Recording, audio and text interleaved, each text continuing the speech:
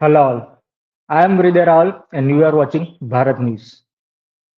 As we all know, the deadliest Islamist terrorist attack in Pahalgam on April 22nd, where these terrorists killed 26 of Indian men in front of their wives and children, asking their religion, asking them to recite Kalma, and knowing their religion that they are Hindus, they killed them. In response, India did Operation Sindoor, which is the world's first successful and the most deadliest counter-terrorist attack in another country which is a nuclear powered. India showed its strength and a big congratulations to all the Indians on the success of Operation Sindoor. Now, to know the roots of terrorism in Pakistan and Afghanistan, how the ISI, the Mujahideen, the Taliban evolved, the role of the West, and much more. We have with us Abdullah Baker, who is an Afghan political activist and the grandson of Gulbuddin Hekmatyar. Gulbuddin is the former Mujahideen leader and a drug trafficker, the deadliest Mujahideen leader the world has ever known. To discuss this, let's welcome Abdullah Baker. Welcome, Abdullah. Welcome to Bharat TV. It's our Thank you honor very that you much. are here with us. Thank you very much. So, Abdullah, let's start with your childhood first. Your relationship with your grandfather. How was it? How do you see your grandfather? Thank you very much, Hriday, for calling me on this interview. My childhood was in mostly in Pakistan and Saudi Arabia because of our refugee status. We were better off refugees because of our links to his Islamic leader, Gulbuddin Hekmatyar, who is my grandfather. He had, in 1975, fled Afghanistan and came to Pakistan. And then here, with American and Saudi and ISI money and backing and training, he became part of the Mujahideen movement, which were later divided into seven groups. And one of the groups was Hizb Islami, and one of the most ruthless groups was Hizb Islami Afghanistan under my grandfather. And from there on, as you all know, once the Soviet Union left, there was a huge civil war between these parties in Afghanistan, and which ended up in both of them bombing each other in Kabul, and almost 80,000 Afghans died there in Kabul because of these missile firing from my grandfather's side and from the other side, which is Jamiat Islami, Rabbani, and Masood side. After some little time of peace and some government of the Mujahideen that came into power, in 1992, afterwards, the movement of the Taliban was started. And Pakistan, seeing that having six, seven groups and having groups that have come mainly from universities and from places of knowledge, like most of the Muslim Brotherhood are. So these groups were very close to the Muslim Brotherhood, and they had the same ideology, the same thinking of the Deobandi figure of ideology. So they did the same thing over there. After that, Pakistan wanted to have a force that can be completely under their control. They want to build them from the down up. So that's in that way they created all these madrasas all through Pakistan's northern west frontier, which is now called Khyber Pakhtunkhwa, and that is where the movement of the Taliban started, and until in 1996, Mullah Omar took Kabul, and then it was their first rise to power from 96 to 2001. That's like a short story of, I guess, how my grandfather moved events from Mujahideen towards the Taliban. That's the story on which a Hollywood movie can also be made, Abdullah. Definitely, many of them. Yes. Uh, yeah. So, As you have mentioned about your grandfather, we have read that he was also prime minister twice in 1990s. Also, Yeah, we have seen that he fought with Mujahideen more than the other people, though he was a Mujahideen. And yeah. also, we have read that he was the most radical among the all of the Mujahideens at that time. So, can you just tell us about his ideology? What were you listening when you were listening to him? What was his preaching to you and your father or your family? How did you come out of this and be an Afghanis activist apart from being a Mujahideen or Taliban? How did not you fall into all of this? Tell me something about that, please. Well, um, uh, because I am the grandson of Hekmatyar from my mother's side, and my father, until now, is the right-hand man of Hekmatyar and his close ally for the last 30, 40 years.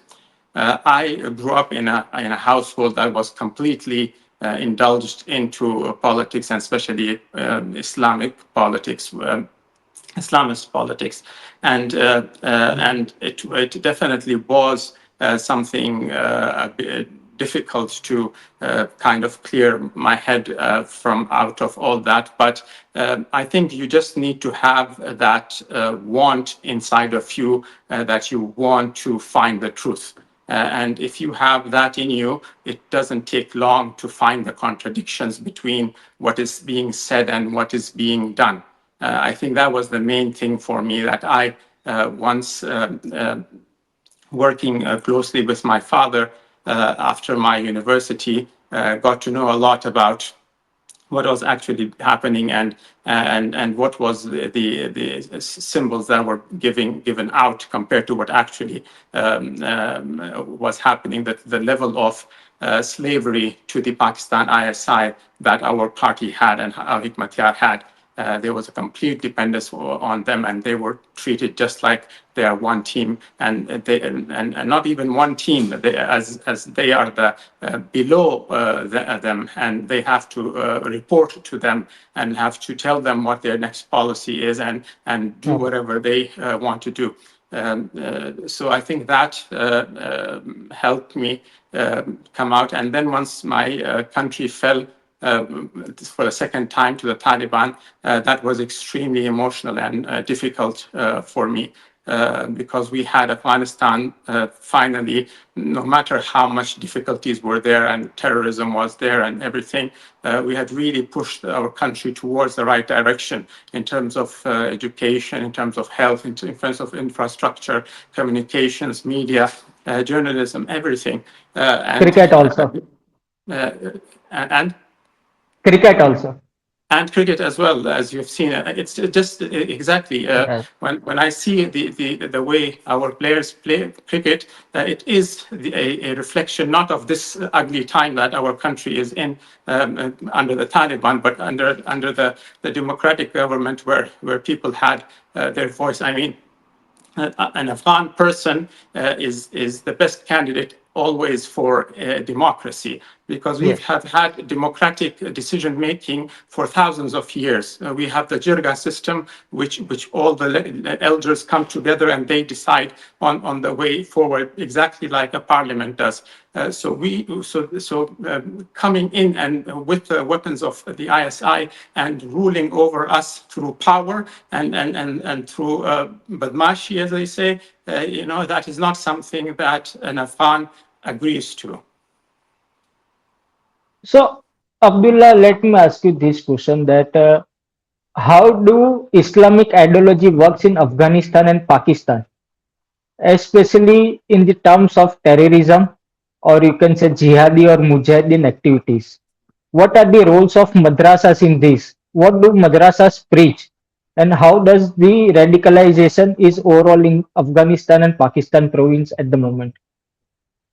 Mostly in the Mujahideen time, the way the word used to spread was from different professors or educators to students of universities, and then they would gather together, create political parties or resistance party, as they call them, and then eventually they all went to Pakistan, into the the hug of Pakistan, and then Pakistan really utilized them.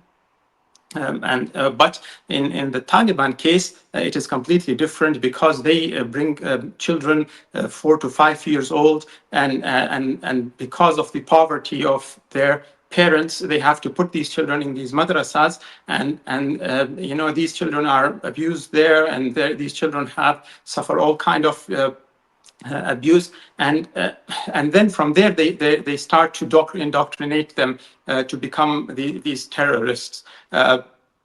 Some of the methods that I've heard of is that they show them different video clips of acting of as if the Afghan military or the Americans or NATO are doing extremely bad things to Afghan people, and they show them rape and they show them killing and everything, just to put that into their mind from a very early age, because these children have no other way to towards media or to internet or anything like that.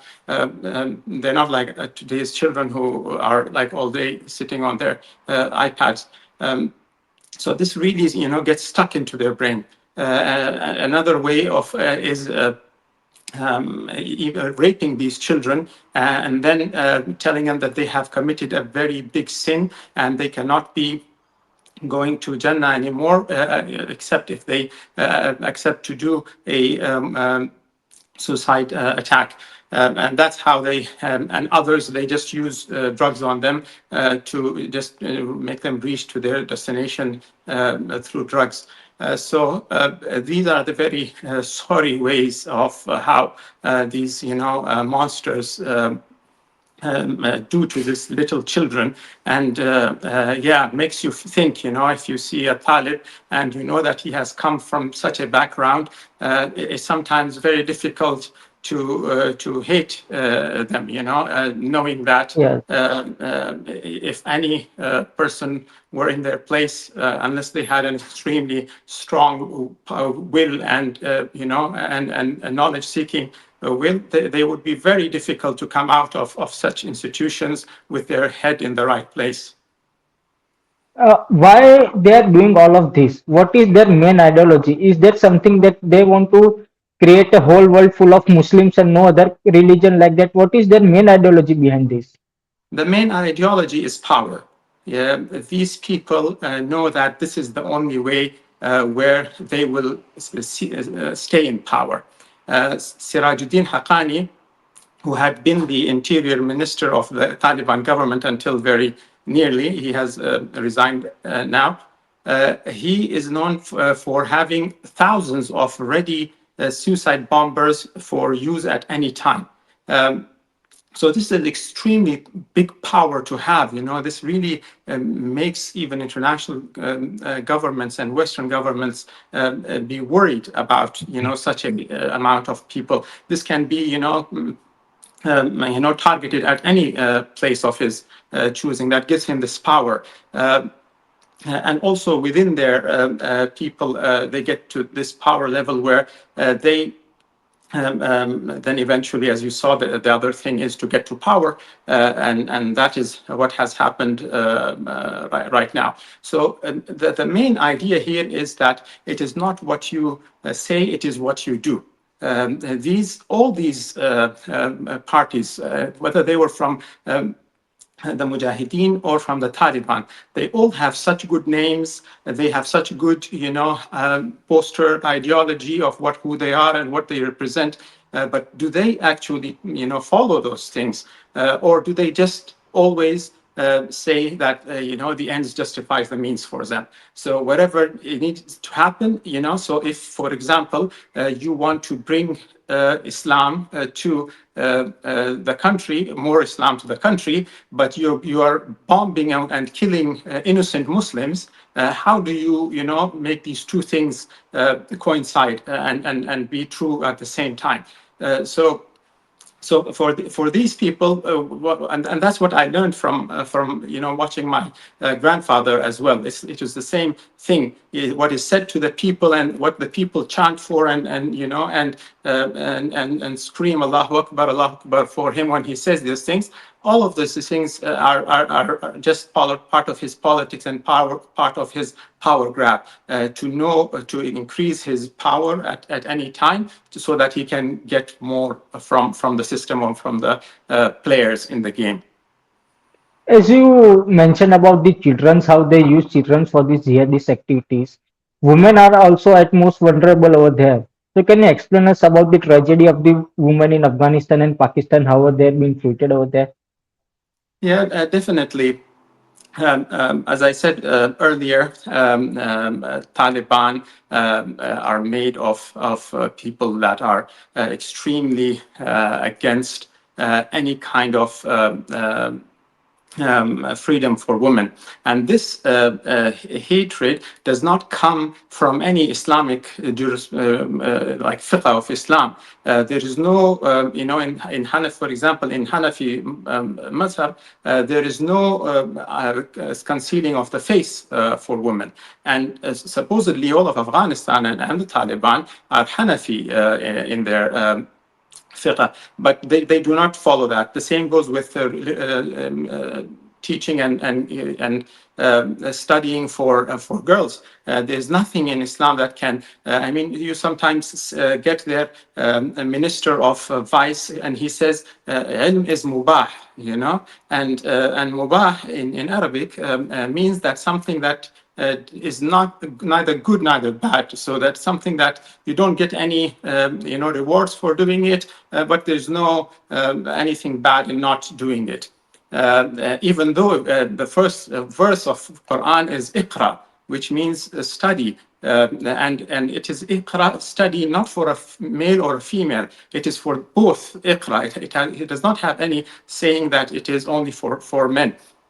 So if God in his first verse says and if we take it other than that as well, these kind of things has nothing to do with politics. This religion is for your purity. It is for your connection with your God. It is for you to know what thing to do and what not to do. It has nothing to do with politics. Because as soon as you make it into politics, it just becomes a dirty game.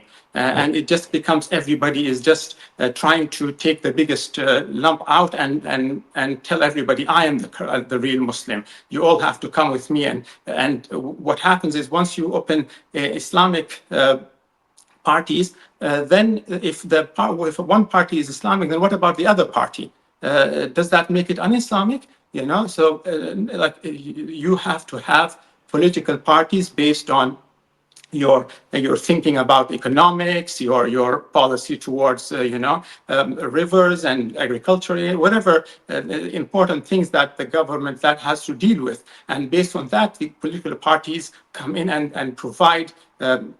What their solution is going to be for these problems. But these people, they come and they sell to you a religion and say that we are the correct religion. So now you're going to be with us. And no matter what we do in the future, it will be correct because for everything, they'll just say it is a means to an end.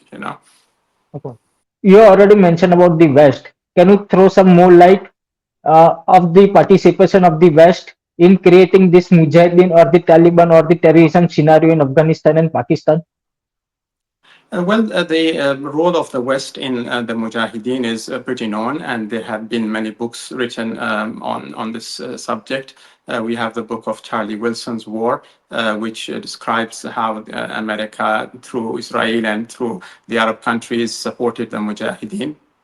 So their role over there was very known, and they created these seven Mujahideen groups.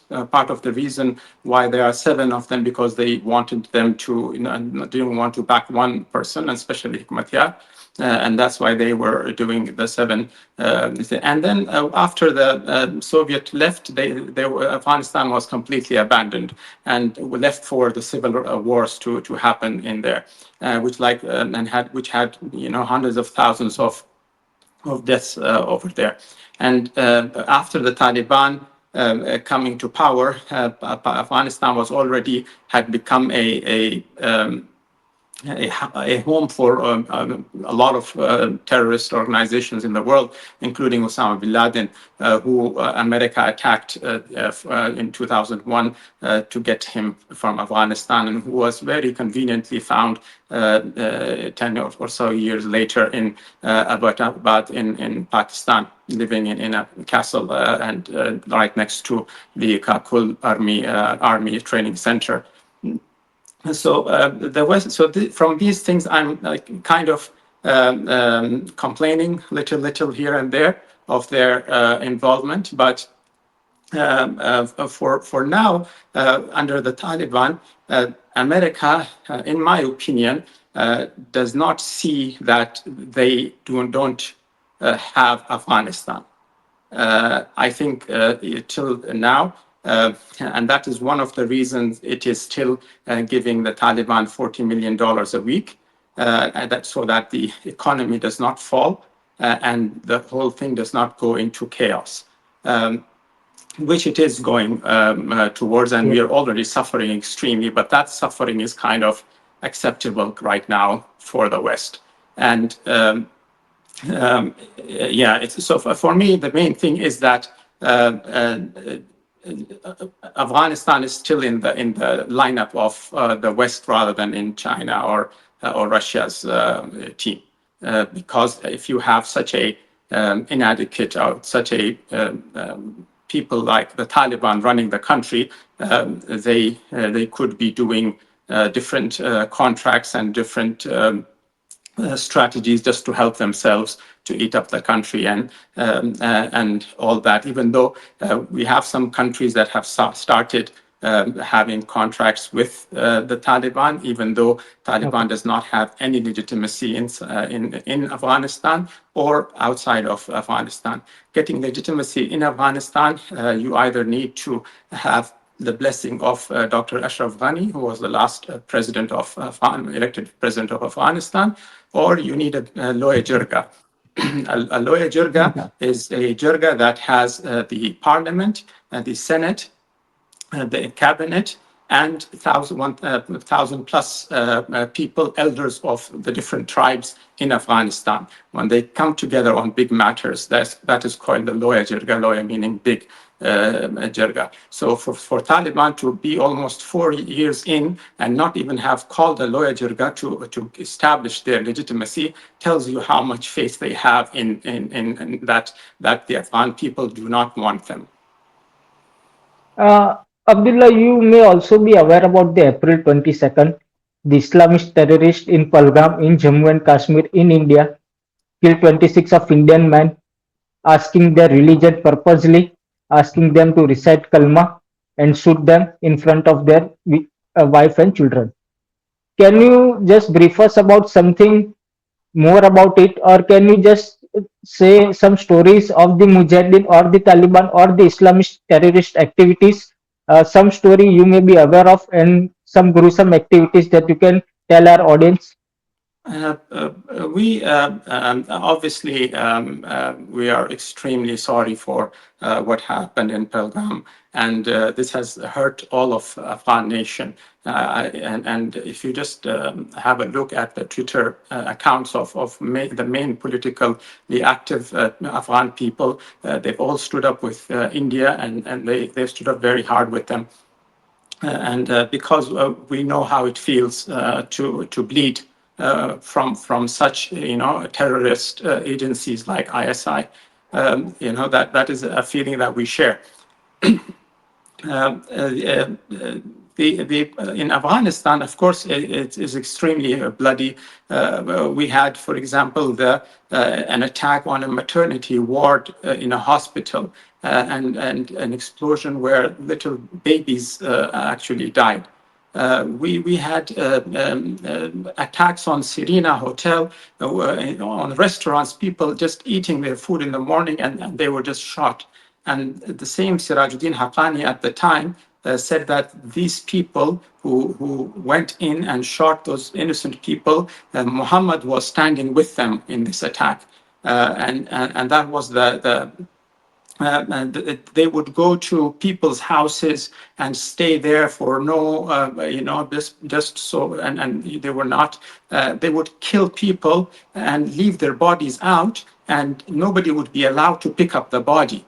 And the people dear to that person would just be standing there, and they couldn't touch it because anybody would, and they would have a bomb blast. And once people will go to the janaza and the funeral of the deceased, they will have another bomb in the janaza for people that are over there.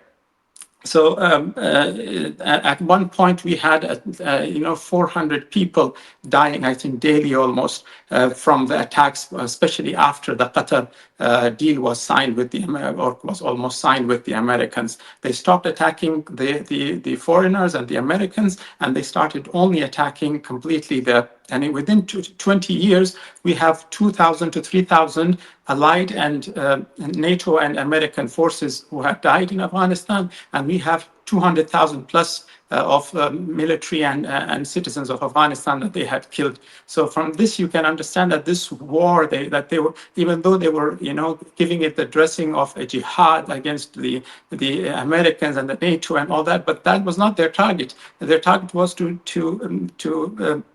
make the government so weak that tomorrow it can become again the back alley of Pakistan, because Pakistan considers Afghanistan as their fifth province. That is something that they keep saying, that this will be our Okay. retreat place where we will retreat to. Yes. So these are some of the and again, as I said, extremely heartfelt and very sad for the people who were martyred on 22nd April.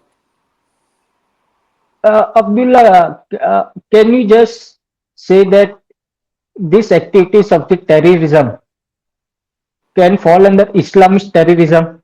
This extremist radicalization of the Islamist ideology all over and doing this gruesome acts, killing people, spreading fear all over the world.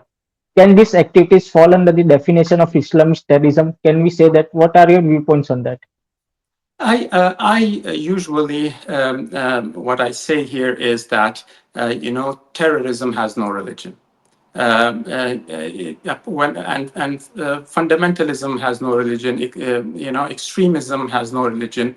They are extremists in every religion. They are terrorists in every religion.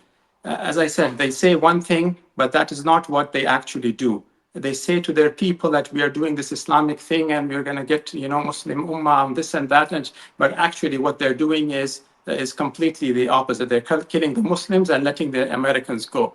And so this you will see these kind of completely opposite actions in many of these people. You just saw in Syria what happened, how quickly things moved from a terrorist organization, Al-Qaeda and all that, to wearing suits and becoming the president of the country, So that's how quickly they change these things.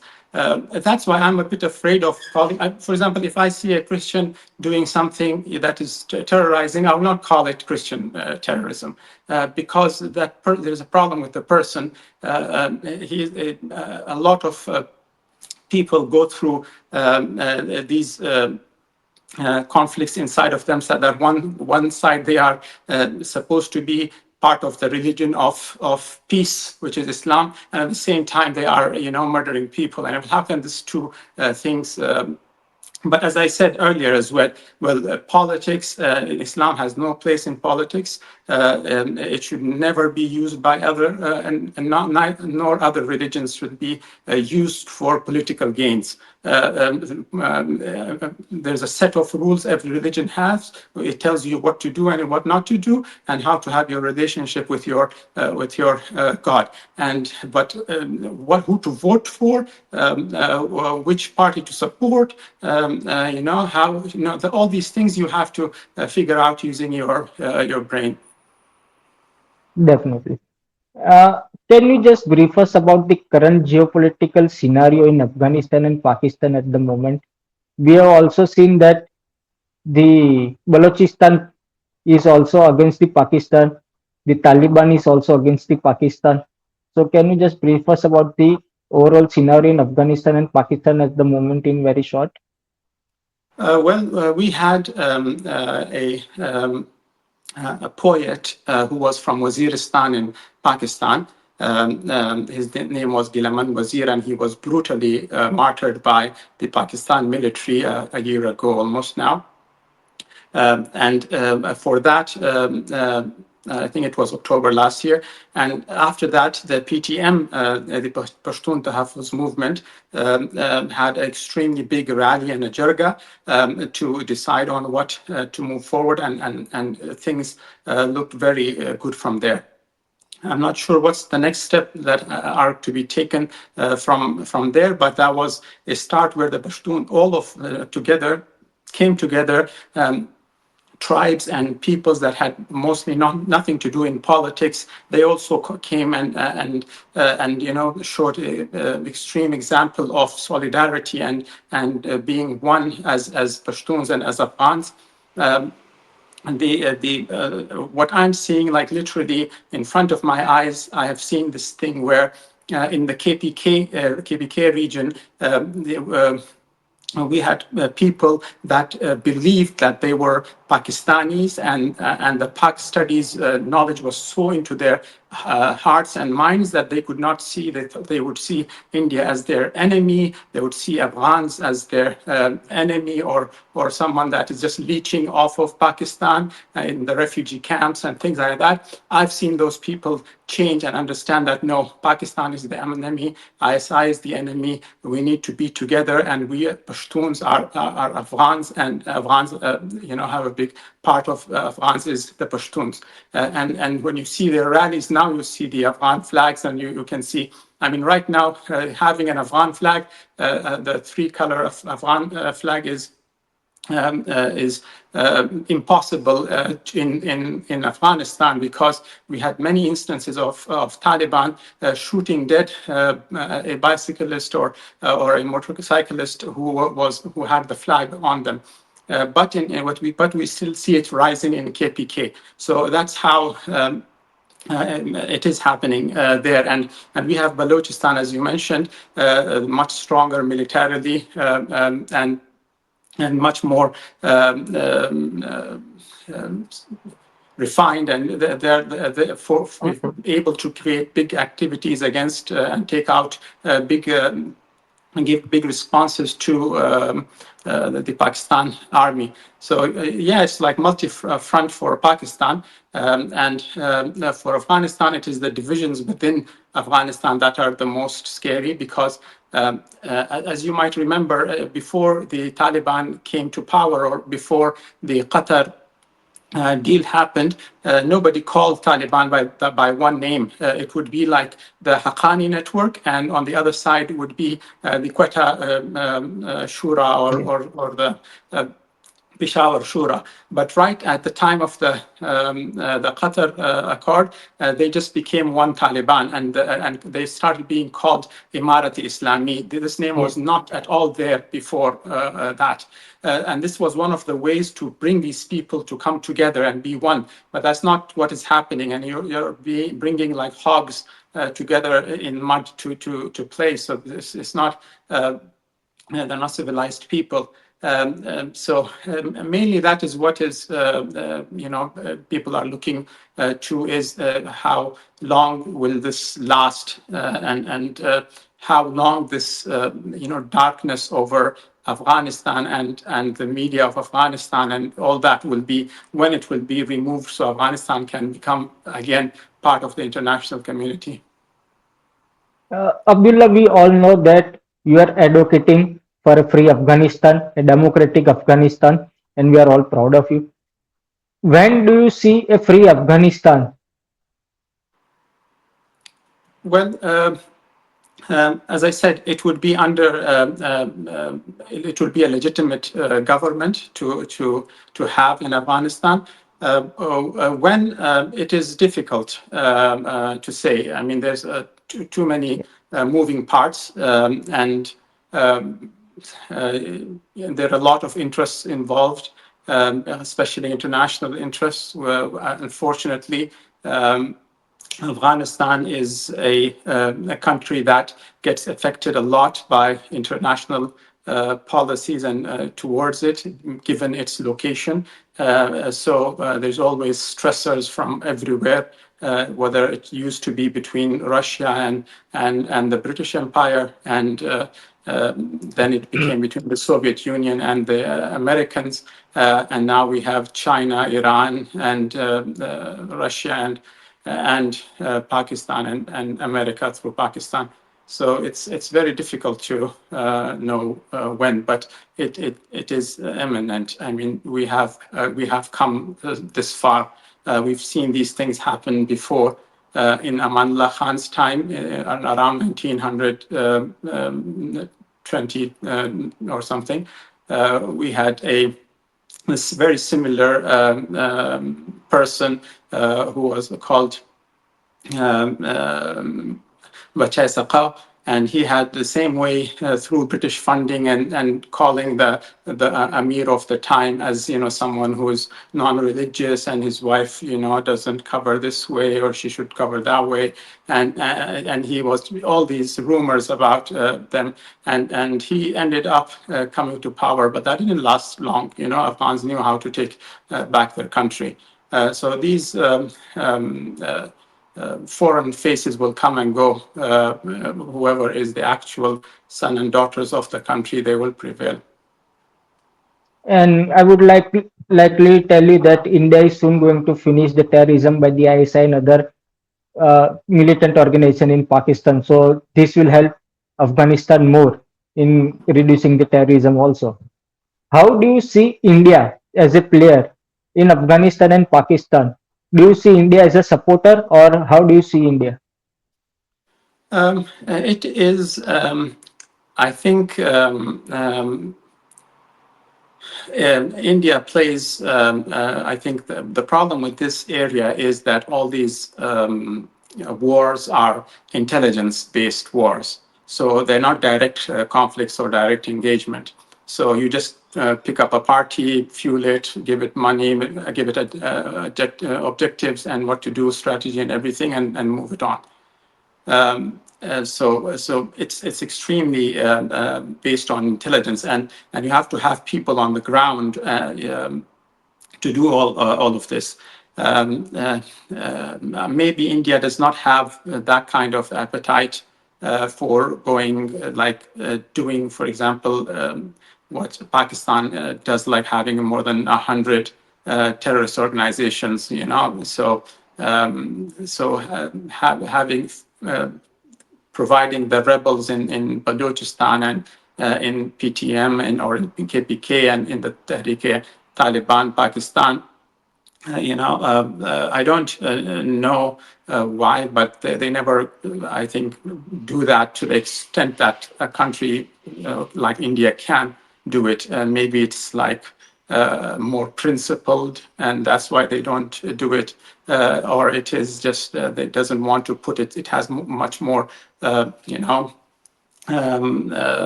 forward-thinking agendas where they want to see themselves in the world at a level that is not a level where you're sending, or doing Pakistan type of strategies. We would love to have more help in Afghanistan against terrorism, against these people to fight with us. But as I said, these are intelligence games, and everybody's Yeah. playing for their interests. Yeah, so India is the largest democratic country of the world. So we don't do things like Pakistan. We do only symmetric warfare. And we have always helped Afghanistan. We have built the parliament of Afghanistan. All Yes. the Afghanis cricketers are here in India. We have their training camps, their lodging, boarding, everything is taken care by India, and we always support Afghanistan. And we wish you soon a free Afghanistan. I We mean, are all with you. The world is with you. The world is against the terrorism, against the jihadi, the militants, the Talibanis, and we wish you a free Afghanistan soon. Thank you for your time, Abdullah. See you soon on Bharat TV again. Thank you. you're welcome. Thank you very much for having me. Thank you. Thank you.